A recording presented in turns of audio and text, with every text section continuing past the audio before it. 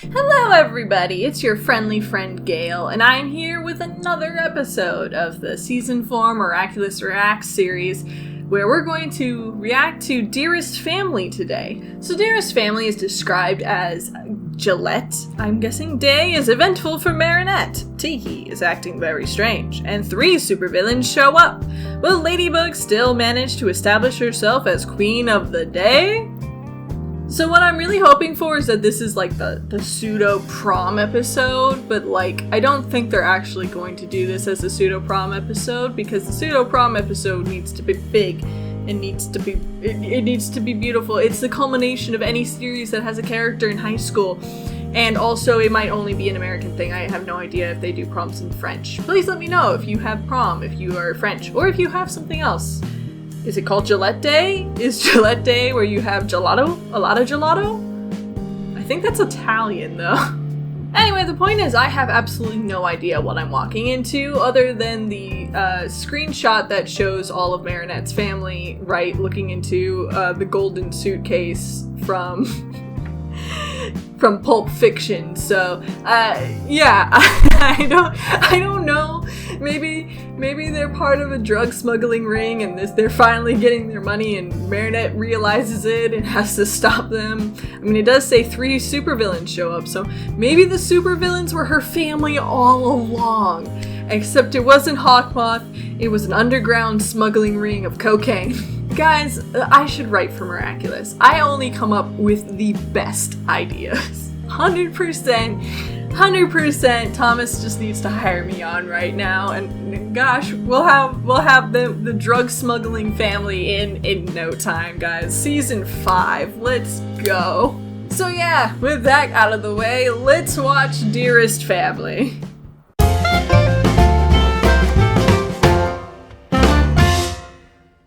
So the synopsis lied about that one. There wasn't 3 villains. There were 4. And one of them we have never seen before. Or at least I have never seen before. So I'm looking forward to the episode where Marinette's mom gets akumatized, because now I know that that's going to be a thing.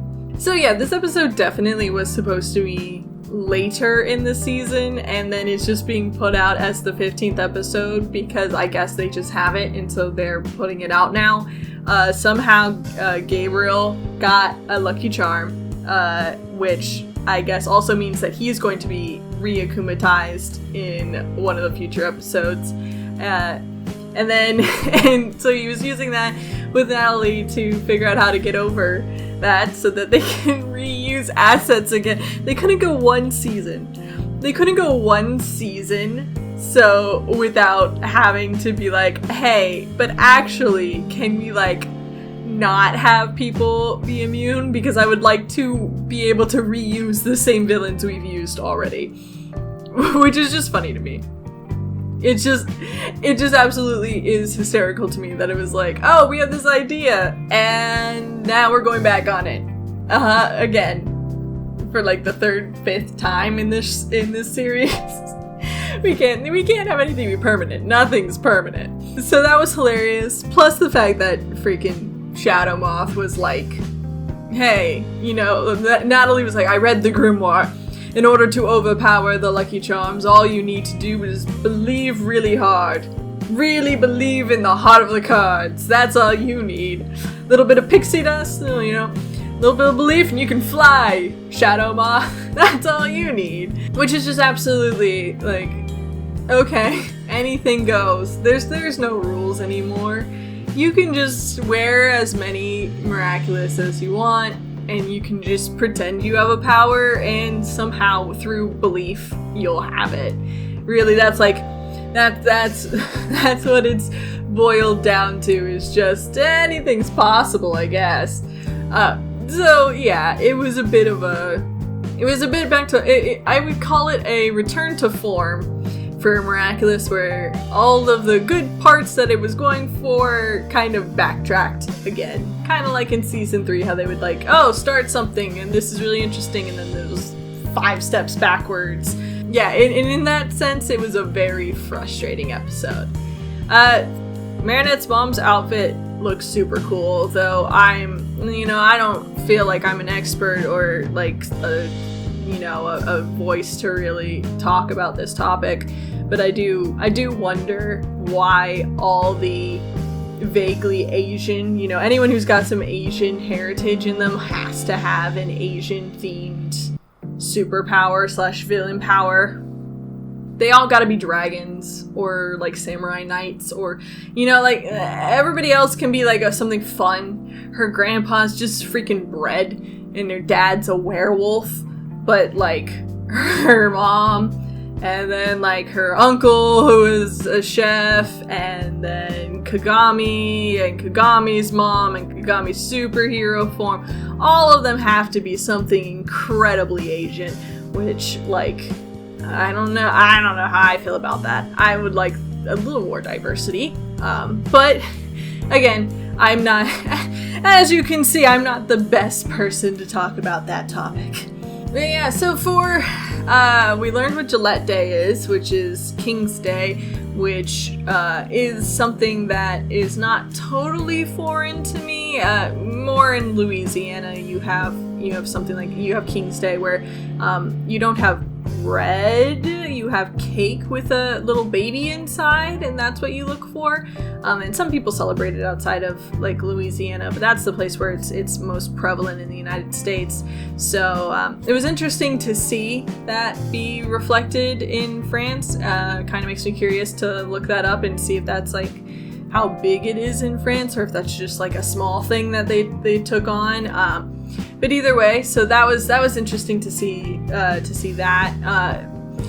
It kind of had one of those plots like where the problems were just kind of made up. The grandma comes out of nowhere just to bring her Marinette a bike for her birthday, but then her birthday is not today, it's King's Day, and they're like, you don't even know her birthday, and she's like, whatever, who cares, why would I care about my granddaughter's birthday, that's not awful at all. So that was like kind of contrived, and then they were all arguing super heavily over it instead of just being like, I'm the parents and I say no, or like, we can talk about this later, let's just like have some nice cake or bread or whatever a Gillette is. And it was definitely like one of those where they're just kind of like, how can we make this happen? I don't know, pick out of a hat, here's the argument that they're having today.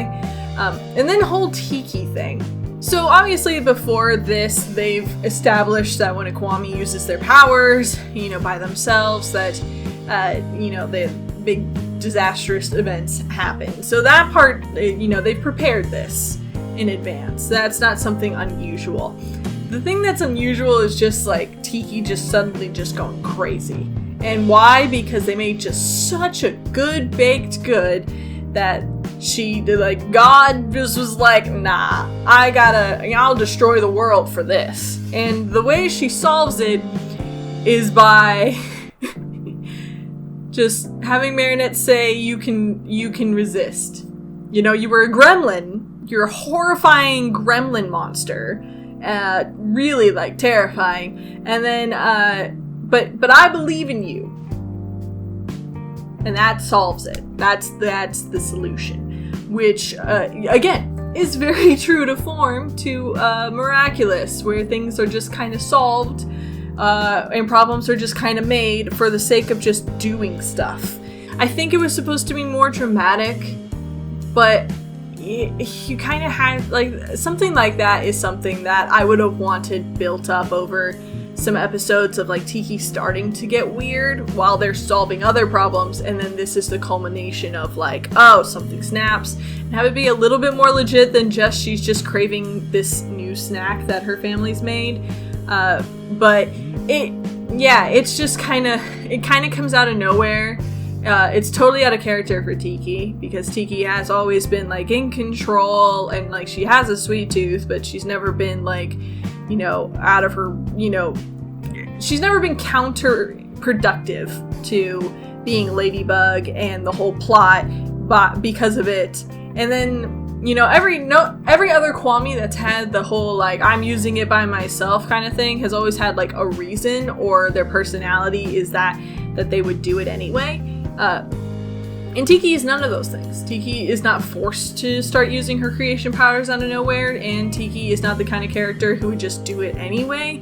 Had it been like to save Marinette, then that could have been cool. And then Plog's just like, whatever, we'll just like turn into astronauts and blow up the giant pastry in space, and that's fine. You know, that's all the solution we need. So it really was just like, hey, let's build up this thing that could be huge, and then let's treat it like it's like just Tuesday. And you know, that's not very fun. So yeah, overall just a kind of a frustrating episode. Because one, obviously it's an episode that's showing stuff to me that like, oh, now I know what's going to happen in the next couple episodes as they come out. Which again, I said in my last video, but I'm not blaming the writers or Thomas or anyone. They obviously have like an order to this. That's just part of the show and production, but it still sucks. And then it's just that they tried to make big things happen, but they just choose the most convoluted, stupid reasons to start stuff. And so yeah, I'm not thrilled with this one. It kind of just frustrates me. The battles weren't all that cool. They were fighting 4 villains, and sometimes, fighting 4 villains should feel bigger. Like, usually in comics, there's like a league of villains. It's encounter to a league of heroes. And so that would have been something where they pull out the, Rena Rouge, pull out Carapace, pull out Vesperia, even though I hate her, anyone else to kind of get people, even up the odds, because 4 villains should be an overwhelming force. But they just, or, be smart and like kind of use them against each other in a way. Would have been fun too, to be like, hey, we can't beat them on our own, but they can beat up each other. Like, that was right in front of their faces. Like, they were all fighting each other anyways. So it was just like, just use that, and you've got a better combat, action thing than just Ladybug being like, oh, I got a crown. Let me just run home.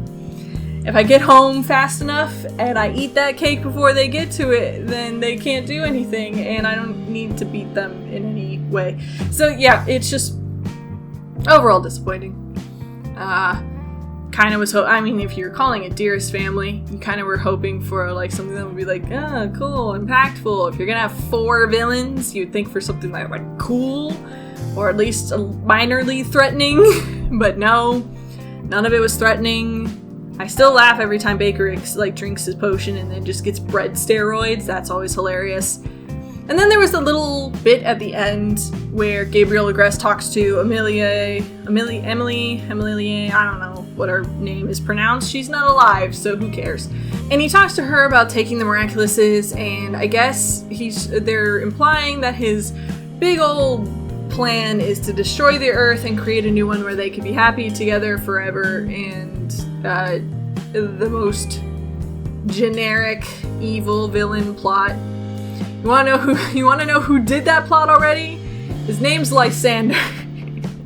And it was my least favorite of the Pokemon villain plots. Second least favorite. Second least favorite of the Pokemon villain plots. So I'm glad Miraculous is going for the Lysanderoth version of the universe. Like, really hardcore Lysanderoth. Like, oh, get rid of this world. Let's make a new, better world for everybody. And by everybody, I mean only like 3.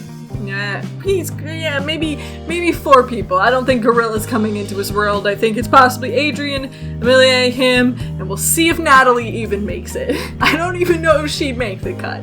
Who knows? Anyway, he's gonna blow up the world, is what he sounds like he's going to do with the Miraculous, so we'll see how that works out for him. Thank you guys so much for watching this episode of me reacting to Season 4 of Miraculous. I hope it was all that you dreamt of more, and I'm going to leave you with this horrifying commercial that they did while I was watching. The kids' toys these days frighten the ever-loving crap out of me. Alright, see you guys in the next episode. Bye-bye! Hi there, it's the end of the video, my friend. Hit the bell if it was okay, I'm sure I'll make good content someday. I'll play some games or do some drawing, Pokemon and fights with darling, video essays and reviews. I couldn't do it without you, so thanks, like and subscribe.